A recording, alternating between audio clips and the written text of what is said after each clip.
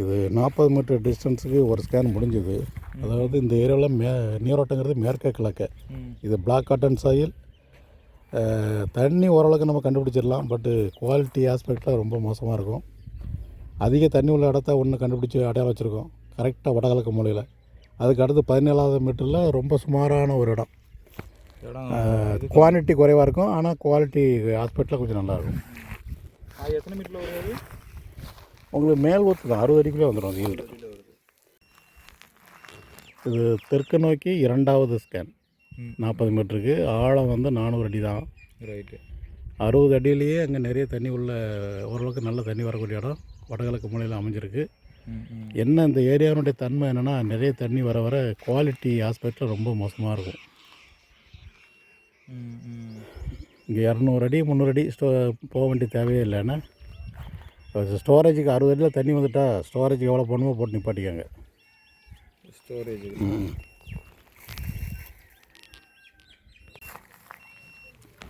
இது தெற்கு நோக்கி 3வது ஸ்கேன். இந்த ஸ்கேனோட அவங்க எல்லாம் ஆல்மோஸ்ட் ஓவர். இதில் ஒரு ஓடை போயிட்டுருக்கு.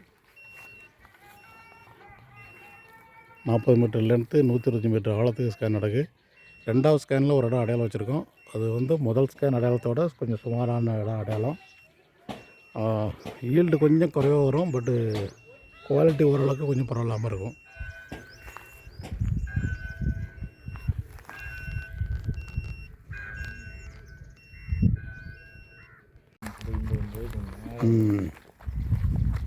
அப்போ இந்த சரம் இந்த இது ஆமாம், இந்த 3வது ஸ்கேன் முடிஞ்சது. இந்த 2 பாயிண்ட் அடையாளம் வச்சுருக்கோம், ஆனால் ரொம்ப லெஸ் ஈல்டு.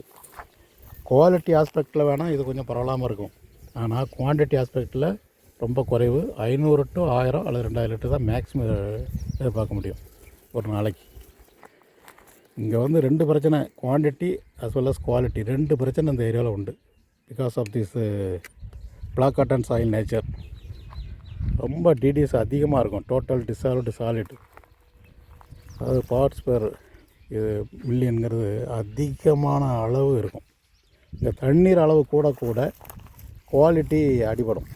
அதிக தண்ணீர் வந்து நம்ம முதல் ஸ்கேனில் இருக்குது, 2வது ஸ்கேனில் மீடியமாக இருக்குது. 2க்கும் மீடியமாக இருக்குது. குவாலிட்டி குவான்டிட்டி ரெண்டுமே மீடியம்.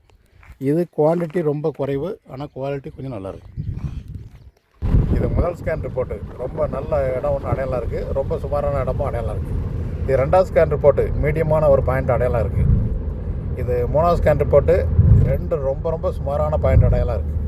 அதாவது இந்த சாத்தூர் பெல்ட்டை பொறுத்தவரை நிலத்தடி நீர் வளம் அதிகமாக கிடைக்க, அதாவது அளவு அதிகமாக கிடைக்க, குவான்டிட்டி அதிகமாக கிடைக்க அதனுடைய தரம் குவாலிட்டி வந்து ரொம்ப குறைவாக இருக்கும்.